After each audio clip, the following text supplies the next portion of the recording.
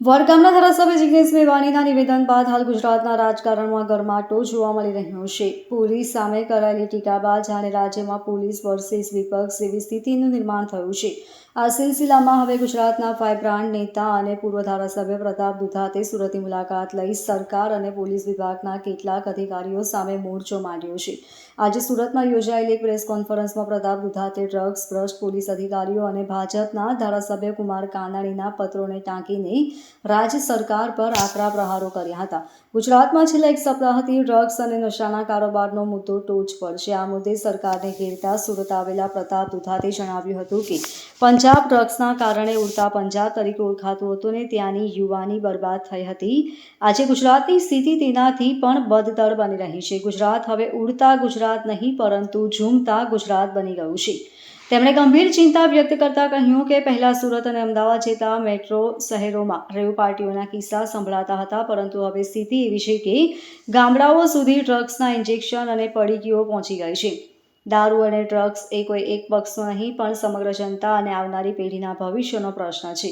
શું સરકાર ડ્રગ્સથી ગુજરાતને નષ્ટ કરવા માંગે છે? તેવો વિધક સવાલ તેમણે ઉઠાવ્યો હતો.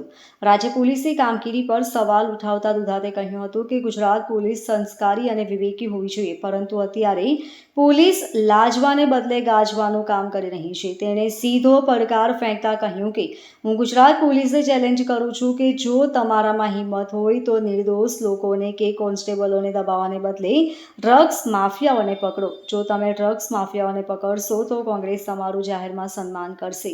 તેમણે ઉમેર્યું કે ડ્રગ્સ પકડાય છે, પણ ડ્રગ્સ માફિયા કેમ પકડાતા નથી? આ ડ્રગ્સ કોણે મંગાવ્યું હતું ને કોને આપવાનું હતું તેની ઊંડાણપૂર્વક તપાસ કેમ થતી નથી? આ પ્રશ્નો શંકા ઉપજાવે છે.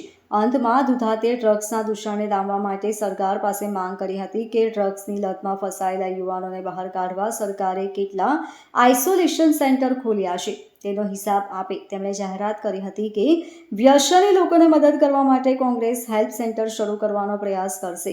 સાથે જ તેમણે ચેતવણી આપી હતી કે જો પોલીસ કાર્યવાહી નહીં કરે તો કોંગ્રેસ હવે કાયદાકીય લડત લડશે અને જરૂર પડે જનતા રેડ પણ કરશે. દારૂના બુટલેગરો પોલીસ ઇલેક્શનો ટાઈમે દારૂની ગાડીઓ ભરીને જાય, આવા પણ કિસ્સાઓ મીડિયામાં આવ્યા છે. ત્યારે મીડિયામાં મિત્રોનો પણ આભાર માનશું કે આ ઝુંબેશની અંદર ખૂબ સારો સહકાર આપ્યો છે. આ લડાઈ એન્ડ સુધીની લડવામાં આવશે. ડ્રગ્સ અને ઝૂમતા ગુજરાતમાંથી બહાર લાવવા માટે કોંગ્રેસે આગેવાની લીધી ત્યારે જન જન સુધી આ વાત પહોંચે અને આની જાગૃતિ સાથે વ્યસની લોકોને એની હેલ્પફુલ બનવા માટેના પણ કંટ્રોલ રૂમ ખુલે, એના માટેનો પણ અમારી સાઈડથી પ્રયત્ન કરવામાં આવશે. સરકાર સદંતર નિષ્ફળ છે. ડ્રગ્સની અંદર ગુજરાત આખું ડૂબી ગયું છે. સુરતની સાથે અમદાવાદ એક રેવ પાર્ટીઓના તો કિસ્સાઓ સાંભળ્યા, પણ ગામડાઓ સુધી ડ્રગ્સ આવી ગયું છે.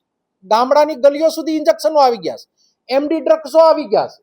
ત્યારે આ વિષય ખૂબ ગંભીર છે. ત્યારે પોલીસ એની જવાબદારી નિભાવે. પોલીસ લાજવાની જગ્યાએ ગાજવાનું બંધ કરે અને અમુક જે સરકારના એજન્ટો બન્યા છે, મીડિયા મારફત કહેવા માંગુ છું કે સત્તા આજ છે કાલે નથી. ઇતિહાસમાં જાઓ તો દેશના ગૃહમંત્રી એટલે કે દેશના ગૃહપ્રધાન અહીંયાના ગૃહમંત્રી હતા ત્યારે ખોટા કામોની અંદર સાબરમતીમાં કેટલી પોલીસ ગઈ એનો પણ ઇતિહાસ તપાસી લેજો. અને સામાજિક ભારતીય જનતા પાર્ટીના ધારાસભ્ય છે, પણ સામાજિક પણ એક જાબાજ વ્યક્તિ હું એને કહું છું. શું કામ કે અવારનવાર સરકારને ખોટું થતું ત્યાં પત્ર લખે છે. એક સમય હતો કે સરકાર કોઈ પણ નહીં હોય, પત્રની કિંમત ગણાતી, પત્રની વેલ્યુ ગણાતી, પણ એક સક્રિય શાસનના કારણે સરકાર પત્રની વેલ્યુ ભૂલી ગઈ છે. સરકાર બંધારણીય વેલ્યુ ભૂલી ગઈ છે. કુમારભાઈ જવાબદાર ધારાસભ્ય, ત્રીજી ટર્મના ધારાસભ્ય છે, ભારતીય જનતા પાર્ટીના ધારાસભ્ય, વારંવાર વખતે રજૂઆત કરી ચૂક્યા છે. ત્યારે સરકારે આને ગંભીરતાથી લેવી જોઈએ. વિરોધ પક્ષની જવાબદારી છે સરકારને ઢંઢોળવાની, સરકારની આંખ ખોલવાની.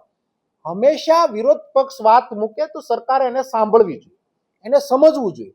આજે આ વાત ઉપસ્થિત થઈ છે તો આ વાતની અંદર ગંભીરતા સમજી અને સરકારે આની ઉપર આકરા પગલાં લેવા જોઈએ અને આ ડ્રગ્સના દૂષણમાંથી અને દારૂના દૂષણમાંથી આપણે ગુજરાતને મુક્ત કરાવી આપણી સૌની નૈતિક ફરજ છે. આ વાત એટલા માટે કરું છું કે નહીં તો આવનાર પેઢી માટે આ પ્રશ્નાર્થ ખૂબ ગંભીર છે.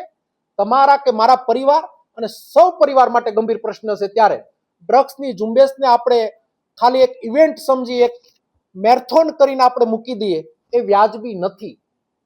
ડ્રગ્સની ઝુંબેશ માટે ક્યાં ખોટું કામ હાલે છે, બધે સીસીટીવી કેમેરા છે. પોલીસ તંત્રના કમિશનર ઓફિસ અહીંયા બાજુમાં છે.